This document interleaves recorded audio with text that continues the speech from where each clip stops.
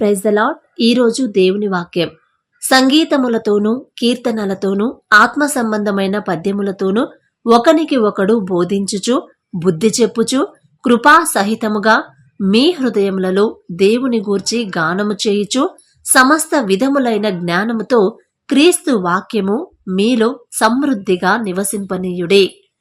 ఇప్పుడు మీకొక స్టోరీ చెప్తాను. ఒక ఊర్లో ఒక అతనున్నాడు. అతడు దేవుని భయపడేవాడు, దేవునికి చాలా భయపడేవాడు, దేవుని నమ్ముకున్న బిడ్డ. అయితే అతనికి ఒక కొడుకున్నాడు.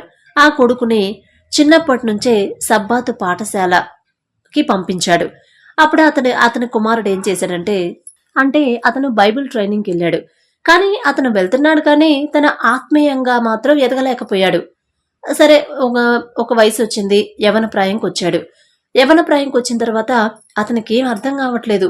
అసలు ఎందుకు ఇలా ఉన్నాను, అసలు ఇంక నేను వేస్టే కదా అని చెప్పనని ఒకరోజు బాగా అధైర్యపడిపోతున్నాడు. ఇంకా నాకేం లేదు, నేనేం సాధించాలి, ఇంకా నా లైఫ్ వేస్ట్, నేను బ్రతికుండడం కూడా వేస్ట్ అనుకుని ఆత్మహత్య చేసుకోవాలని అనుకున్నాడు. అలా అనుకుని ఒక చెట్టు దగ్గరికి వెళ్ళి చెట్టు ఎక్కాడు. చెట్టెక్కి చెట్టు కొమ్మకి తాడు కట్టి ఆ తాడుని మెడ చుట్టూ పెట్టుకున్నాడు. అయితే చెట్టు మీద నుంచి కిందకు దూకాలి.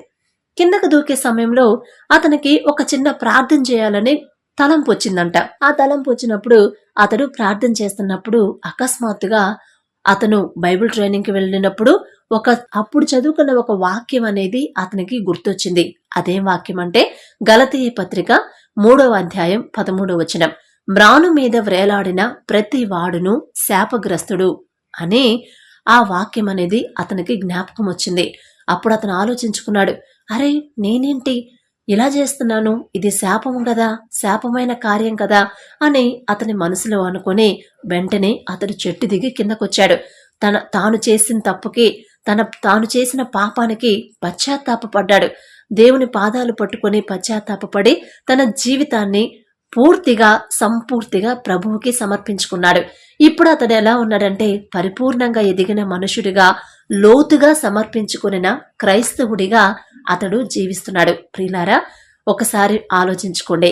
మనం దేవుని యొక్క వాక్యాన్ని చదువుతా ఉంటాం, కానీ అవి మనకి ఎక్కువ అవసరం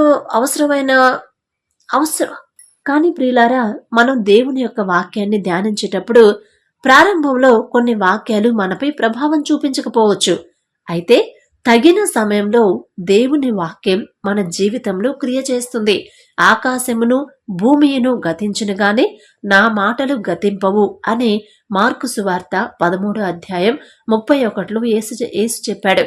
అయితే మనకు అవసరమైనప్పుడు ప్రతిసారి మనకి వాక్యం గుర్తులేకపోవచ్చు, కానీ మనకి ఎమర్జెన్సీ టైంలోనే మన తండ్రి వాక్యం ద్వారా మనతో మాట్లాడతాడు. అప్పుడు మనకి ధైర్యం ఇస్తాడు. కాబట్టి ఈ స్టోరీ నుంచి మనం నేర్చుకోవాల్సింది ఏంటంటే, మనం వాక్యం చదివినప్పుడు అది వ్యర్థం కాదు.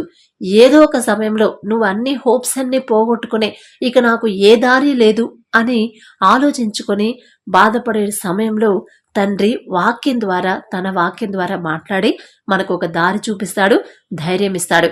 అందువలన దేవుని వాక్యాలు ధ్యానించుటయందు మరియు వేద భాగములను కంఠస్థము చేయుటయందు మనము నిర్లక్ష్యంగా ఉండకూడదు. ఓకేనా? Praise the lord.